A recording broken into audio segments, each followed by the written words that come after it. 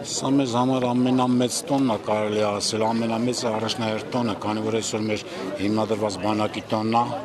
եւ դա մեր համար մեծ ուրախություն է, քանի որ մենք ենք հիմնադրել կայուն բանակ, կայուն պետություն։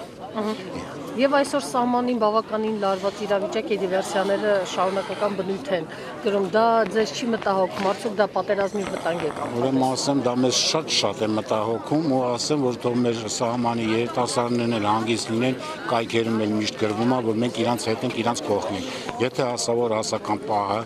անկախ ամեն ինչից միանշանակ մեզ տեղյակ են պահելու, քանի որ մենք փորձ ունենք, մենք մասնակցել ենք, որը մենք իրանց կողքին ենք։ Մենք երբեք բանակին միայնակ չենք թողնի։ Մենք մեր բանակի կողքին ենք։ Ինչպես է գնահատում ադրբեջանական այդ ագրեսիան։ Լկտի,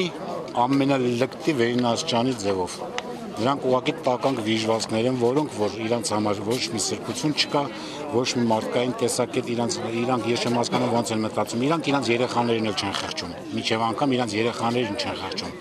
Ոնց ասած տանում են մսաղաց, առանց հասկանալու, բայց իրանք լավ են գիտակցում, որ միանշանակ ոչ մի արդյունքի չեն հասնի, գանում են բանակը հզոր է, ավելի թե տեխնիկայով, թե ասենք գաղափարապես եւ թե հոգեպես։ Եվ ինչով կպայմանավորեք, որ ադրբեջանական կողմը վերջին շրջանում այդպես սկսել է ակտիվանալ։ Ես գիտեք կարող եմ այսպես իմ կարծիքը ես կարող եմ հայտնել, քանի մոտենում ասենք մերս եղերն ու 100-ամյակը, նրանք իրանց կողմից ինչ-որ ասենք երևի միգուցե Թուրքիայի հետ կապված ինչ-որ ծրագրեր ունեն։ Միգուցե եւ դա է։